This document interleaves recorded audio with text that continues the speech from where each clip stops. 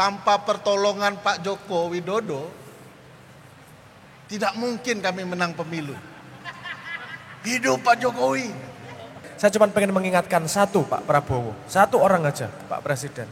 Pak, rakyat ini temenmu, jangan salah milih temen. Bukan hidup Jokowi, hidup rakyat. Rakyat ini bersedia menderita kalau demi kebaikan. Wes mau diancam kayak apa, ayo kita lapar bersama, gak masalah toh. Asal jangan kita lapar kamu makan kenyang sendirian, enggak, kita menderita bersama enggak apa-apa kok.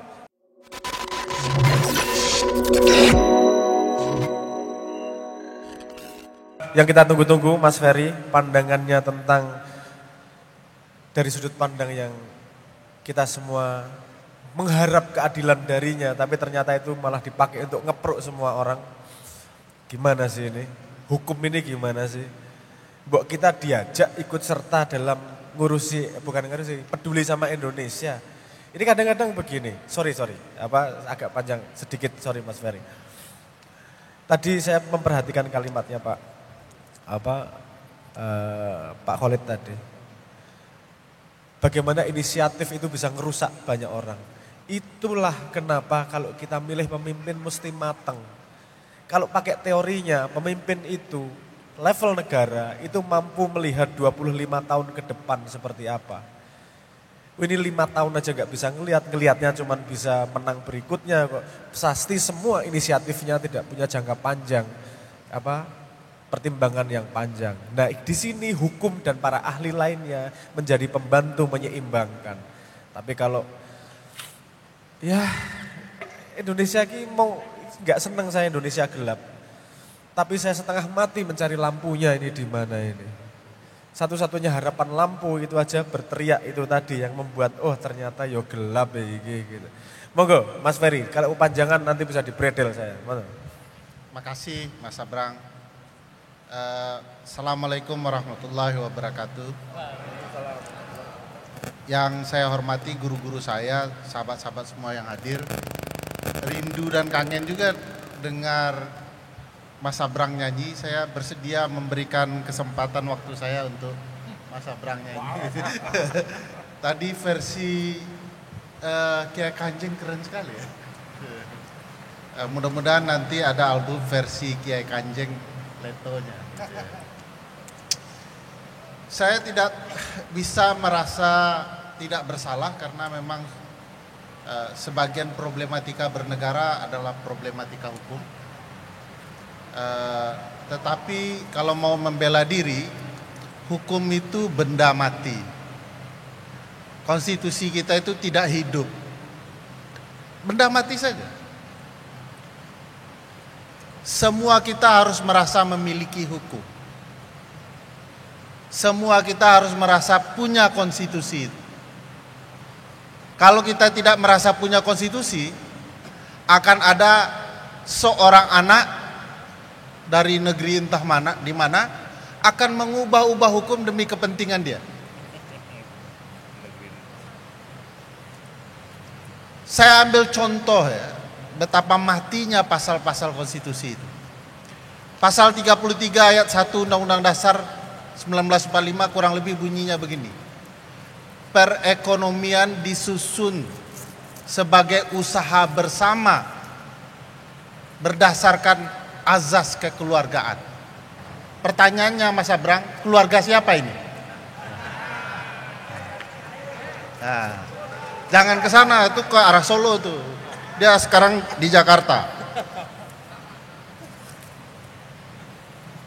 Siapakah yang menguasai perekonomian kita kalau prinsip kekeluarganya bukan keluarga bangsa Indonesia, tapi keluarga yang bisa memagari laut. Pak Khalid sebenarnya tidak paham saja. Sekarang ada jenis bambu baru, tidak tumbuh oleh orang yang menanamkan, tapi tumbuh sendiri. Makanya pelakunya tidak pernah ketemu karena dia muncul sendiri. Jenis bambu baru. Begitu dihebohkan dicabut. Padahal itu alat bukti itu. Pelakunya tidak pernah ketemu. Nah, keluarga inilah yang kemudian mendominasi berbagai hal. Kalau boleh bercerita agak ngawur sedikit, tahun 1970-an, para intelektual di dunia ini penasaran bagaimana nasib bumi kalau bumi itu digali terus-menerus. Pak BM, digali terus. Apa yang terjadi di dalam pusat bumi? Apakah timur bisa menghubungkan barat kalau digali? Gitu ya. Ternyata setelah jauh digali, terdengar sebuah suara di dalam bumi itu. Begitu diperbesar, direkam oleh para ilmuwan, suara itu berbunyi, hidup Jokowi.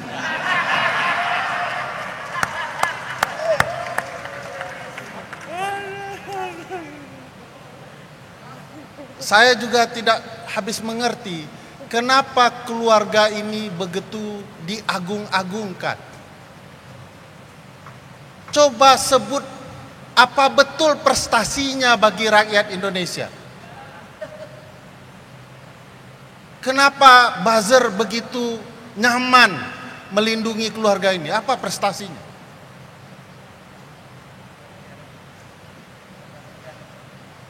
Pasal 33 di pasal-pasal ekonomi, pasal-pasal ketahanan pangan. Pasal 33 ayat 3-nya bilang bumi, air dan kekayaan yang ada di dalam, yang dikandung di dalamnya dikuasai negara, kuasai oleh negara. Dipergunakan sebesar-besarnya untuk kemakmuran rakyat. Mohon maaf saya, kita ini sudah merasa makmur belum? Lalu sejak kapan kita merdeka? Kenapa kemakmuran itu tidak hinggap di diri kita? Kenapa ada orang yang bisa beli laut saking makmurnya itu? Coba saya tanya ibu bapak sekalian, mohon maaf, kalau ada duit di kantong atau di bank, mau nggak uang itu dipakai untuk beli laut? Gak mau kita, mending beli tanah. Hanya orang-orang yang duitnya menumpuk, tidak jelas mau dihabiskan seperti apa itu uang, mereka beli laut, saking daratan sudah mereka kuasai. Ternyata negara bekerja tidak untuk memakmurkan kita, bangsanya sendiri. Ada kepentingan-kepentingan lain yang bergerak. Itu sebabnya saya tidak terlalu yakin dengan Pak Presiden hari ini akan memberikan perubahan bermakna kalau dia takut menegakkan kebenaran atau bisa kita katakan sama sekali tidak punya niat untuk menyentuh pelaku-pelaku kejahatan di Republik ini. Tidak ada niatnya. Coba bayangkan berapa banyak undang-undang yang sudah dia langgar belum sampai 4 bulan memimpin Republik ini. Ibu bapak tahu enggak bahwa Mayor Teddy yang ganteng menurut ibu-ibu itu adalah orang yang melanggar undang-undang TNI. Undang-undang TNI melarang sekretaris kabinet diisi oleh prajurit aktif. Yang boleh itu BNN, SAR, ya, sekretaris militer presiden, petugas di Kemenko Polhukam, boleh itu. Tapi Seskap dilarang. Kabulok dilarang TNI aktif. Siapa saja boleh belajar prinsip ketahanan pangan, bahkan militer.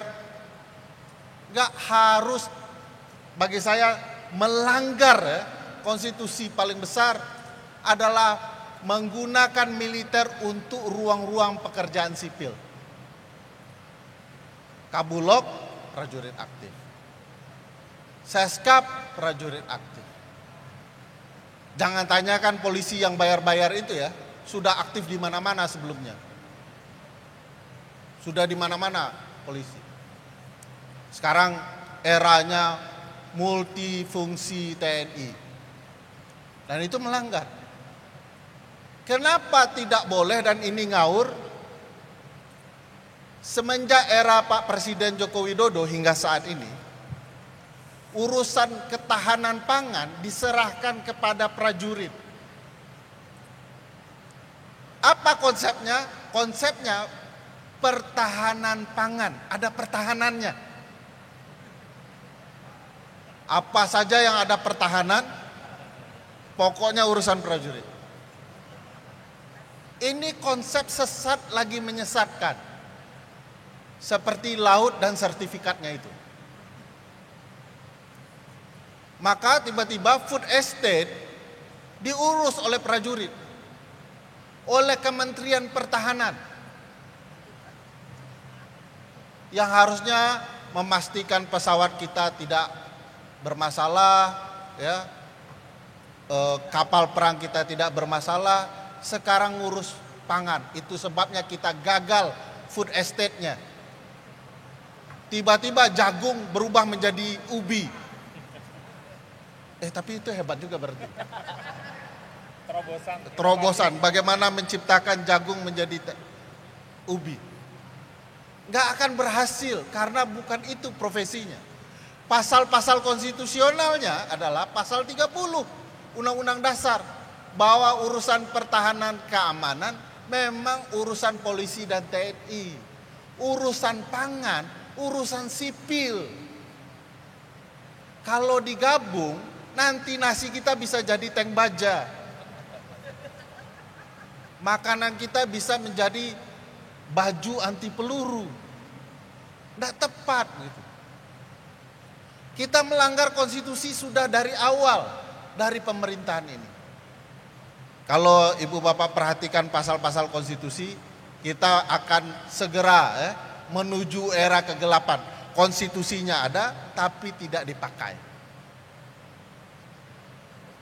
Hak-hak sipil tidak dipakai. Kita tahu bahwa kemerdekaan menyampaikan pendapat, berserikat dan berkumpul itu adalah hak esensial sebagai warga. Tapi negara takut dengan suara-suara. Sudah suara, pakai topeng lagi, negara takut.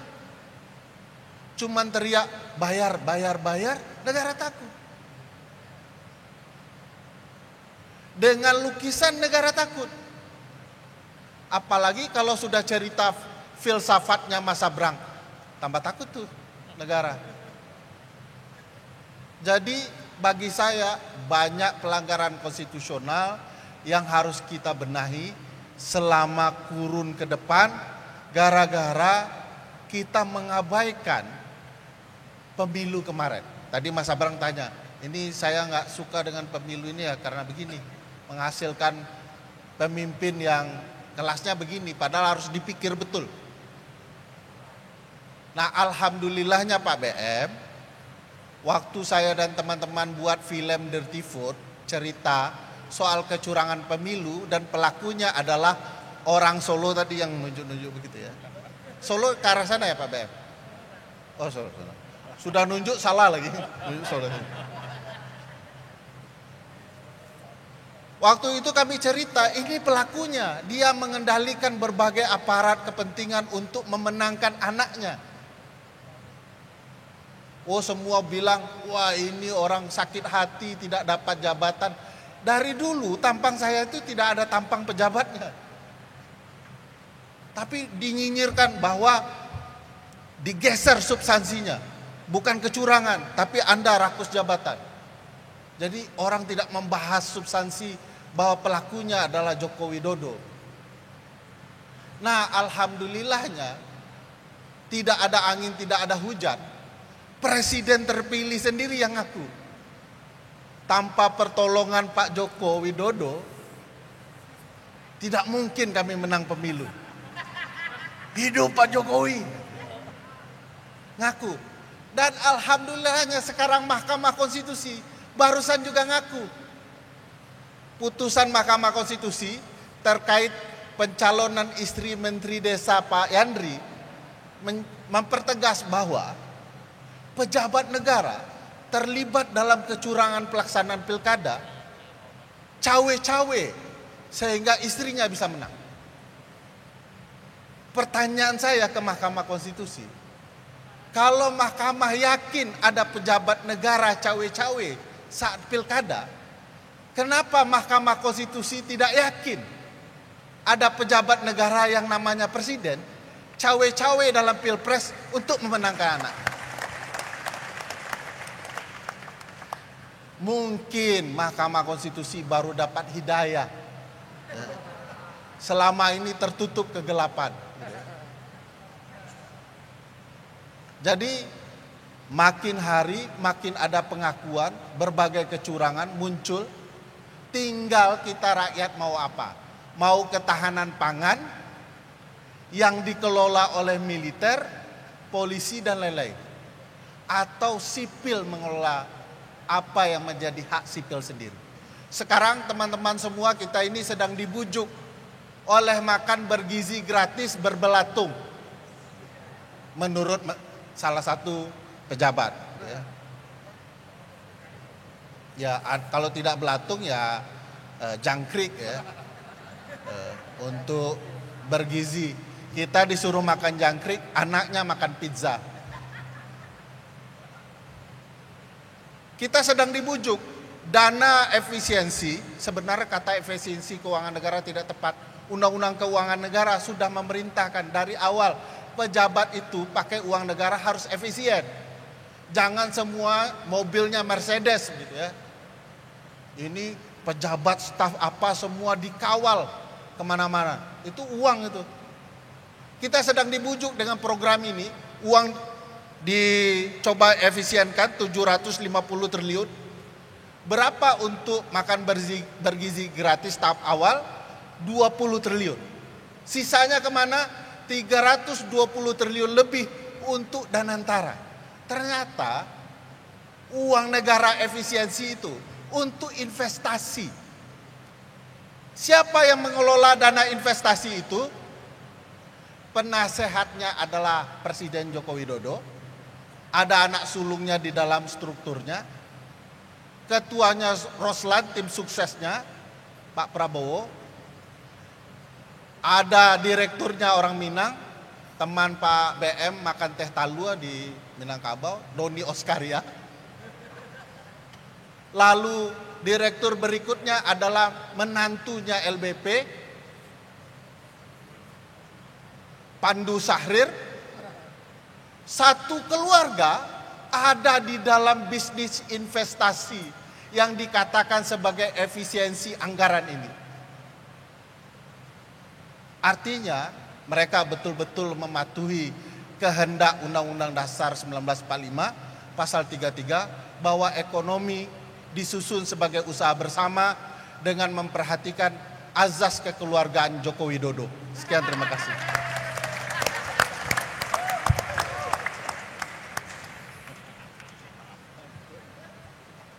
Jangan khawatir teman-teman, Tuhan melahirkanmu di sini ada sebabnya. Bukan sebagai kutukan tapi sebagai, ya mau ngomong cobaan gak enak juga. Tapi paling gak kamu jadi punya misi dalam hidup. Ini gak mudah sama sekali. Saya tadi teringat gini nih. Sambil kemudian saya tutup, ini sudah waktunya lewat biasa. Raja Jawa, bukan yang ini ya, raja-raja yang dulu. Kalau kerajaan Jawa itu susah kalah perang. Dia kalahnya kalau rakyatnya menderita. Takutnya sama kalah kalau rakyatnya menderita. Politik jarang kelihatan apa adanya. Pasti ada sesuatu di belakangnya. Pertanyaan saya, ancaman apa yang membuat semua masyarakat Indonesia bisa menderita sehingga pemimpin tertinggi pun takluk sama dia? Apa ini di belakangnya? Ini cuman itu ya, ini cuman ngomong cangkeman aja ya. Danantara saya tahu dari awal, mohon maaf. Danantara saya tahu dari awal dan saya tahu tikung-tikungannya seperti apa. Setengah mati itu. Ya, pertanyaannya cuman gini, ente bisa apa emang? Itu image yang saya dapatkan dari dulu oleh para politisi-politisi itu. Emang ente bisa apa? Mau gini-gini diomongin dicangkemi kayak gini, ente bisa ngapa? Oke, ingat ya, para pejabat, Pak Presiden, semua politisi dan seterusnya, kita nggak peduli sama kamu kok. Saya cuman pengen kalau saya mati, saya tidak dituntut sama Tuhan bahwa saya tidak melakukan sesuatu. Ini bukan, jangan diambil personal. Ini bukan urusan DPR namanya siapa, urusan ini namanya siapa. Sopo wae gak urusan, ini bukan urusan personal. Ini urusan saya dengan Tuhan. Nanti kalau kita mati, pasti ditanyain. Dalam hidupmu ketemu masalah, kamu pecahkan atau tidak? Kalau pas kamu hidup, kamu ketemu ini, kamu ngapain? Saya pengen kita semua mati gagah di hadapan Tuhan. Oke, hidup mungkin menderita, hidup mungkin gak bisa ngapa-ngapain. Paling tidak saya bisa buang muka kalau lihat dia di depan saya. Bukan untuk ngapa-ngapain, itu perlawanan paling lemah. Mungkin kamu bisa menguasai Indonesia, kamu bisa meremehkan kita semua. Tapi kamu tidak bisa aku anggap tidak sebagai manusia. Karena kamu tidak memanusiakan manusia. Tapi kita juga perlu hati-hati. Siapa tahu mereka juga sebenarnya sedang ditodong kepalanya dari belakang oleh sesuatu yang kita tidak paham. Kita jangan mudah menyalahkan mereka juga. Saya cuma pengen mengingatkan satu Pak Prabowo, satu orang aja Pak Presiden. Pak, rakyat ini temenmu, jangan salah milih temen. Bukan hidup Jokowi, hidup rakyat. Rakyat ini bersedia menderita kalau demi kebaikan.